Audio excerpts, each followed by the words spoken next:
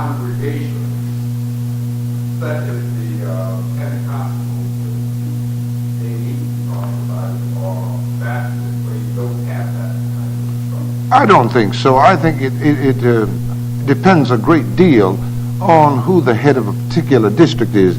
Being familiar with the church as you are, you have a John Hurst Adams, who happens to be the bishop of this area, who's progressive and smart and intellect and very spiritual. He's going to insist, for instance, he and his wife have begun the kind of programs in every church where they're demanding prison outreach programs, where they're demanding health fairs, where they're demanding economic seminars, and so a great deal. I mean, for instance, in the Roman Catholic Church, it depends on who the Pope is as to how progressive the church is. One strong Pope, one weak Pope, but the structure continues to be strong. We weed out the weaker bishops and pray for their early demise or retirement. God grant that the church continues to grow. When I speak, though, of structure, I know that one cannot equate structure with effectiveness. Yes. But I do think it is important, for example, for our people in this town, we have got to begin to get a sense of what our mind is. We've got to get a sense of what our priorities are. We've got to get a sense of where we put our energies, both political, economic, educational, and otherwise. We have no means for doing that. We do not. Now, let me just illustrate what I mean by that. The A&E Church put out several years ago a book on social issues, a very good book insofar as it went. But it's the first thing I have seen from any church seeking to find the mind of the church. We do not have in the church a respectable retirement plan for ministers. You wonder why ministers preach until you wish they had gone? They don't have any they don't have any choice. And despite the fact that the image of the big preacher is the exception rather than a rule. Most preachers virtually starve to death. And sometimes we resent their anniversaries and so on. If they didn't have that, they couldn't make it at all. There's no lot of money in a lot of these churches. So that when I speak of church structure, I'm talking about things we don't know. Brother Pruitt, to the contrary notwithstanding, we don't know how many members there are in AME Church. And I have that from the highest authority of the bishop. There are 3 sets of members in most churches. 3 sets. 1, who's financial. That's 1 set. 2, who do you publicize as belong to your church? Yeah. The ecumenical membership, and then what's the actual membership? See, nobody knows that. People ask me all the time, how many black people belong to church? I don't know. Nobody knows. The Baptist church surely has no vehicle for finding that. Now, the Pentecostal churches, we mentioned this, the Pentecostal church, I think we have to recognize that the Church of God in Christ is rapidly moving into a very, very rigorous structure. And they may be making progress faster than any of the other denominations towards becoming a national church in the sense that they have the supportive headquarters structure to work on that. Most of the generalization we would make about Pentecostals and others no longer hold. We used to say the Pentecostal churches were churches of the disinherited. That's not true anymore. There are PhDs and DDs and all other kind of Ds in those churches. Did I answer your question? The lady to my far left, we've got to give her a chance, please.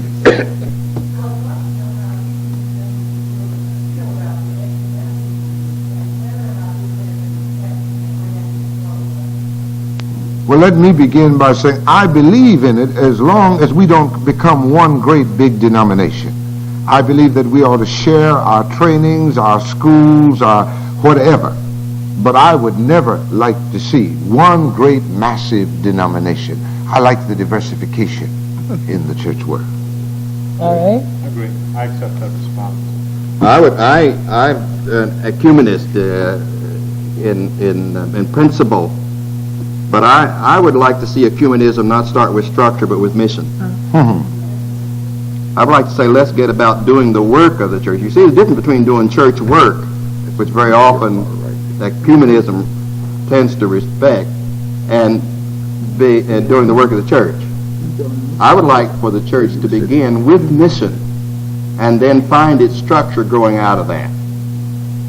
And I think you have a marvelous illustration of that here in the Interfaith Conference here in Washington. A group of people getting together concerned about the problems of the world and suddenly finding that they're brothers. And that includes the Muslims, the Catholics, the Protestants, and the Jews.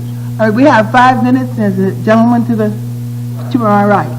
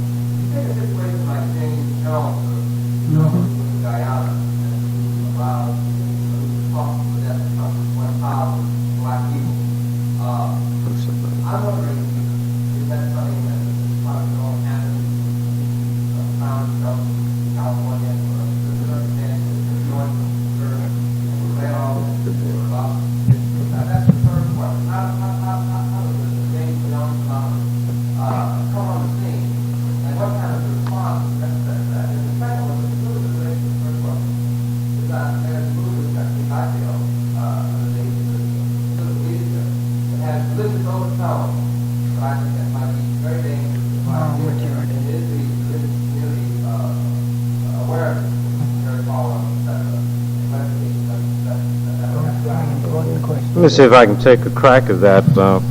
We had a little vote over here, Brother Pruitt, and Brother Jones asked me to get my head bloody first. Okay. In response to the first question, it is very significant that historically in this country, with the exception of Prophet Jones in Detroit and possibly Father Divine that came out of Philly, a very few black preachers have attracted a significant white following. Many have had a pluralistic following, but not significant number of whites. Many white preachers, whatever they stamp themselves, Baptist, Pentecostal, Southern Methodist, doesn't make any difference, of just pitching up tents, in my opinion, have played upon the gullibility of black people in a very insincere way. The reason why many blacks are attracted to white preachers is because Christianity still sees Jesus and God as white. And I say this as I condemn a portion of the not monolithic black church, but black church as Dean Jones has described it. I maintain that because of the racism in all of our culture, if tomorrow morning every black preacher said that Jesus Christ was black and changed those white faces of Jesus in their churches, then 70% of black folks would leave the church. And if they did it in the white churches, 99.9% of white Christians would leave the church. And I really mean that. And I think in that situation with Jones, you had a highly charismatic person who was charismatic even before he got involved in the ministry. He was in politics first. And many persons saw him as some type of special gift that they would not have seen a non-white, because that significant psychology that is still played in the Christian church in the main is that Jesus is Christ and he's white. In fact, he looks like Wild Bill Hickok with the blonde hair coming down and the blue eyes. I'm serious. Look at those pictures. I'll respond on that, and that's what I think happened, that they had such a disproportionate number of blacks with Bill, whatever his name was, Jim Jones. I'll let the rest of them talk about the second one because I took up more time than I wanted to. But I think I can prove it that now one of our theologians who was a professor of theology at Yale Divinity, Jones, Dr. Jones, Bill Jones, who's down in Florida now, wrote a book entitled "God is a White Racist." And Is God a white? Is God a white racist? He came to the conclusion that he was. But racism is there. And I still maintain, I don't care what we say in our churches and all our social action programs, until on a depth psychology basis, we as black people understand that God is not white. Now I won't go any further what we ought to be doing, because that's another seminar. But unless we get that out of our cerebral cortexes, the Joneses are still possible. Well, I think all of California is very disturbed about that, and there's a tremendous research study going on now looking at the kinds of behavior that has come through in this, and I think we'll put all of our research techniques as well as our own attitudes in understanding what has happened. I think you have one other very important question, even though we are right at the end, and that is the whole business of the moral majority and the rightness that's coming into the whole society at this time in the name of religion. And I'm getting ready to say Father Pruitt. And Reverend Pruitt is dying to give you an answer on that one. It's not, and I agree with you, it's a dangerous swing to the right. Mm-hmm. And I don't think anybody disagrees with what they verbalize.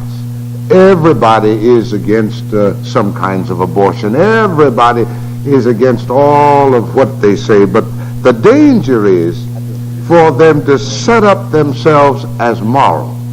Yes. Because then we have to determine what morality is and who determines what morality is. And secondly, it becomes a sterile morality where only those who agree with them are right. Nobody else has any thinking power. There's no elasticity in thinking unless you agree with us that abortions are wrong. And so I asked one of them once, suppose my son raped your daughter. Would you permit your daughter to have that baby? My God, no. All of a sudden, abortion became proper. Now, if you're talking about the moral majority interpreting the Bible, for instance, what do you mean by interpreting the Bible? What verse are you going to run to interpret it? Are you going to say out of the Old Testament somewhere, and I'm not a biblicist at that point, it says if a rapist comes against your daughter, then the punishment is for her to marry your daughter. Is that the verse you're going to take? Or are you going to take the verse where it says he ought to be stoned to death? And so there's room for all kinds of interpretation. But more importantly, the moral majority really seeks to bring to this country not the pluralistic society we live in, but a fascist state. They want a state where you kind of have a theocratic head, where God is in charge, and only white folk who understand God can interpret religious values. That's the ultimate danger of the moral majority. But I don't think you're going to have to worry about it too long, because it is not traditional for white folk in this country to follow preachers anywhere. I'd like to make one... See, they don't want to stop. The time stops. One comment on Pruitt. Pruitt doesn't mean all of them. I'm serious about this. I think the followership of the moral majority is being manipulated. Many of those persons who are part of the moral majority are just as sensitive and well-intentioned as we think we are. They are being victimized by the Falwells. And I think we ought to be very clear of that. We can't indict all of those people as being, and that's what he means. But we can, as men and women in this room, begin to talk about the fascist tendencies and the hypocrisy, I really mean that, of the leadership of the moral majority, and that's what we ought to be attacking in this country. We're going to end on that. I'm sorry, but I've got Betty Parry sitting down there, and she says you can talk to us at the reception. I just have to say to you one thing that comes out of this. If you leave, and that is that you've got your work cut out for you. There are no simple answers. The whole thing is so complex that if you think you're going to sit up here and listen to these experts and go away knowing what to do about religion and the church, you came with the wrong kind of hypothesis in the beginning. And I would say to you that your work, and all of us have a lot to do. I'll go back to Gibran now and say that your work is your love made visible. And if you can walk out of here and, cannot work with love but only with distaste, You ought to sit at the gate of the temple and take alms of those who work with joy. Because all of this business is a two-way street. Let's move out with some idea of what we're going to do. Thank you so much, and Isn't she a beautiful chairperson? Thank you, my lady.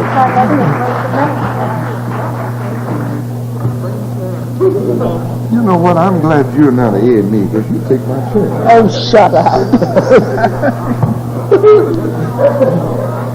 Oh, let me get all my little papers together, darling. They may have had some, I don't think any was more interesting than Oh, I thought they came through with some beautiful questions, didn't you? I thought it was marvelous. I did.